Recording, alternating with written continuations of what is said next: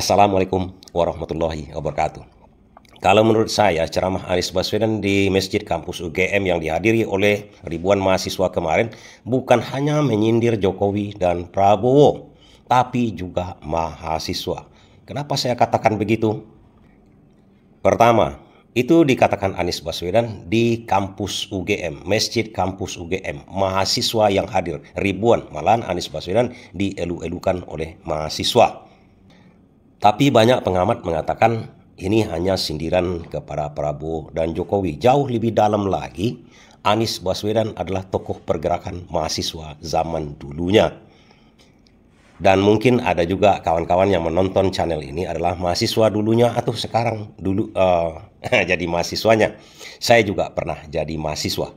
Dan kenapa saya katakan inti esensinya Anies Baswedan sebenarnya menyindir mahasiswa. Tapi kita lihat dulu pernyataan Anies yang menyindir tersebut. Mau mematikan demokrasi ada 3 juga caranya. Hah? Udah dipraktekin. Ini jangan dikasih tahu kata, udah dipraktekin. Satu, ganti aturan main. Bener nggak tuh? Yang kedua, singkirkan lawan dari pertandingan. Jangan sampai ikut pertandingan. Yang ketiga, kuasai wasit. Nih, jadi kalau mematikan demokrasi 3 itu, diingat-ingat ya. Diingat-ingat bukan untuk dipraktekkan. Ini diingat-ingat untuk melihat tanda-tanda. 1, aturan main diubah. Yang kedua, singkirkan lawan supaya jangan ikut pertandingan. Di Jakarta udah pernah terjadi itu. Terus yang ketiga, wasit dikuasai. Udah, kalau udah begitu selesai. Pertandingan menjadi teater. Oke? Nah ini teman-teman 3 ciri demokrasi, teman-teman bantu jaga, dan 3 ciri-ciri mematikan demokrasi, teman-teman bantu cegah. Memang dalam hal ini ada yang terpancing, ada yang bisa merasakan ini adalah hal yang gawat dikatakan oleh Anies Baswedan. Apa yang disampaikan Anies ini mendapat respon dari Menteri Kehutanan Raja Juli Antoni yang mengkritik Anies dengan caption di media sosial X, ceramah penuh sindiran dari Anies Baswedan.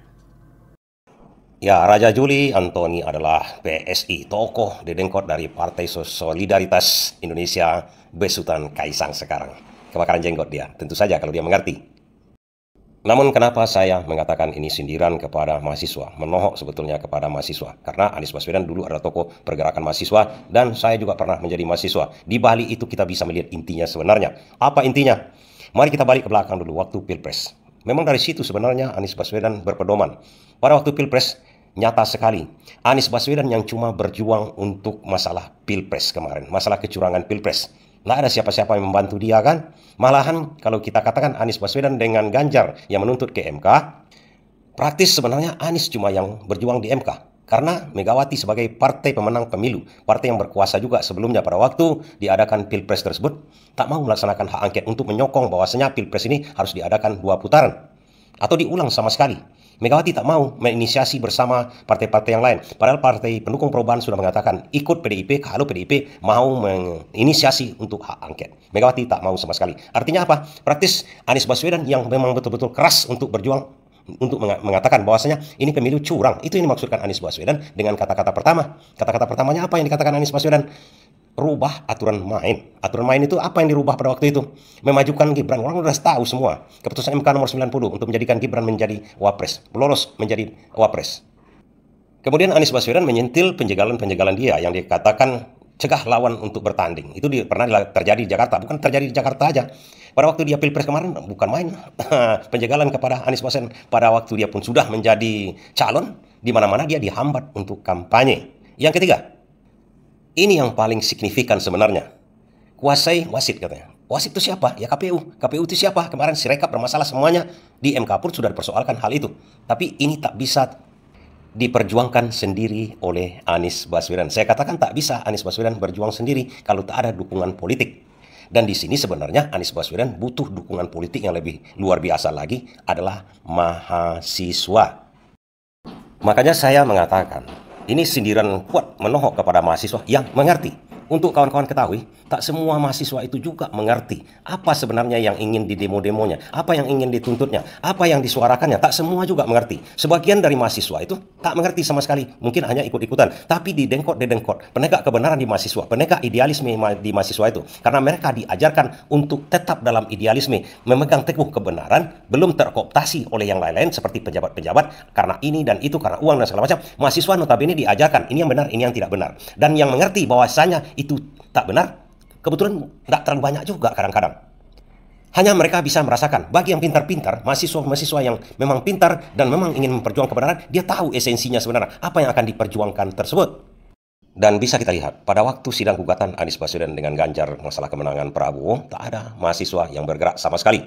Padahal itulah intinya. Intinya kesemrautan saat ini. Indonesia gelap, kabur aja dulu. Bersumber dari itu semuanya. Itu kata Anies Baswedan. Itu sebenarnya yang ingin ditekankan Anies Baswedan.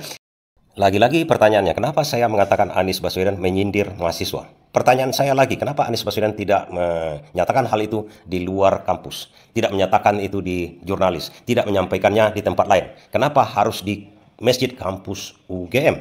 Mahasiswa.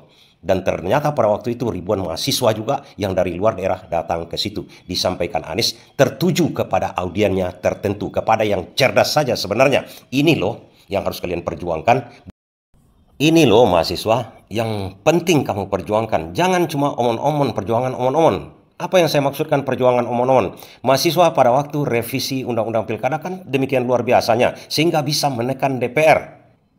Dan yang kita tahu, kekuatan mahasiswa ini sudah terbukti pada waktu reformasi 98. Dengan syarat mereka mengerti apa yang diperjuangkannya. Esensi perjuangannya itu ada, sehingga mereka juga didukung oleh masyarakat. Sekarang esensi perjuangan mahasiswa pada revisi Undang-Undang Pilkada hanya untuk kepentingan sepihak aja. Kepentingan orang yang dizolimi pada waktu pilkada. Bukan untuk semua, bukan untuk rakyat seluruhnya sebenarnya.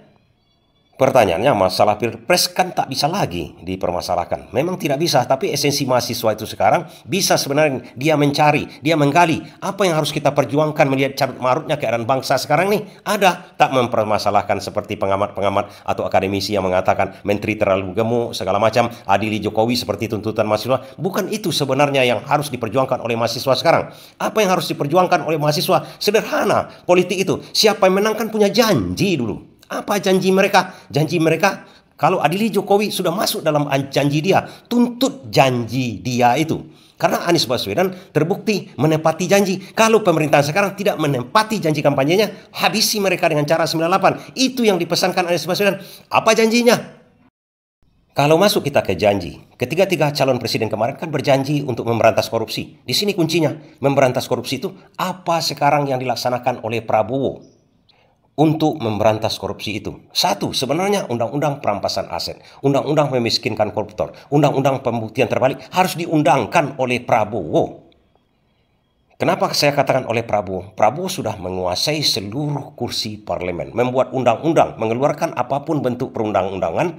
Prabowo harus minta persetujuan DPR. DPR sekarang dikuasainya. Tinggal katakan A oleh Prabowo, laku hari ini. Hari ini dibuat, hari ini bisa jadi langsung. Itu dituntut dulu oleh mahasiswa. Itu yang paling penting sekarang. Kan itu yang digadang-gadang Anies Baswedan. Itu yang dikatakan seluruh masyarakat akademisi.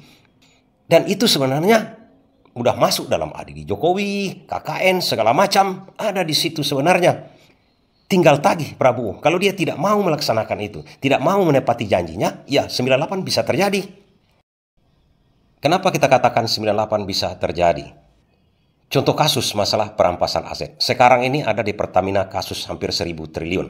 Apa artinya? Kalau seandainya undang-undang perampasan aset diberlakukan, 1.000 triliun yang dimaling oleh orang-orang itu secara berjamaah atau kemanapun juga bisa dirampas oleh negara. Menghabisi mereka dengan cara merampas kekayaan mereka sampai 1.000 triliun. Sehingga uang itu balik ke negara. APBN kita jadi menggelembung. APBN kita menjadi sehat.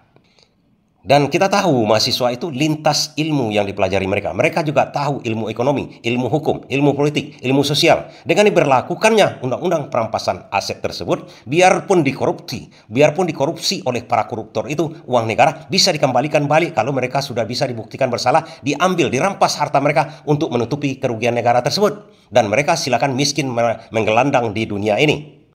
Artinya, mahasiswa mengerti kalau undang-undang perampasan aset ini diberlakukan, walaupun dikorupsi uang negara itu bisa dikembalikan kembali. Kalau tak bisa, uang yang dikorupsi itu dikembalikan ke negara, artinya apa? APBN kita hancur-hancuran. Artinya apa lagi? Rakyat menjadi miskin secara ekonomi. Mereka mempunyai pengetahuan seperti itu. Artinya apa? Kita masuk ke resesi ekonomi. Artinya apa? Tahun 98 kita pernah mengalami hal itu. Resesi ekonomi. Itulah kuncinya. Jatuhnya Soeharto karena resesi ekonomi. Jatuhnya Prabowo kalau tidak diundangkan undang-undang perampasan aset ini, Indonesia bisa-bisa jatuh ke resesi ekonomi. Yang disalahkan adalah Prabowo. Tuntutan mahasiswa sebenarnya adalah yang paling penting sekarang undang-undang perampasan aset itu. Untuk memperbaiki apa? Memperbaiki ekonomi kita. Tujuannya apa? Sebenarnya di balik tuntutan mahasiswa itu adalah untuk memperbaiki kinerja pemerintahan Prabowo. Karena kalau Prabowo mau mengundangkan hal itu, mau memberlakukan undang-undang perampasan aset tersebut, kemungkinan resesi ekonomi yang akan membuat pemerintahannya jatuh tidak terjadi. Dan prinsip sebenarnya Anies Baswedan menekankan itu yang penting. Supaya apa? Supaya mahasiswa nanti tidak seperti tahun 98. Sudah jatuh duluannya, sudah hancur duluannya. Kemudian mahasiswa besar-besaran demo mengakibatkan korban jiwa, mengakibatkan korban harta, mengakibatkan hal yang buruk-buruk. Anies tak mau di situ. Mengertilah kalian mahasiswa. Ini yang harus kalian tuntut duluan sekarang. Bukan dia sekedar omong-omong aja. Karena kita tahu Anies Baswedan seorang pendidik. Dia tidak mau mengatakan yang sebenarnya kalau itu nanti membuat kekacauan. Dia berharap mahasiswa seperti dirinya sebelum-sebelumnya.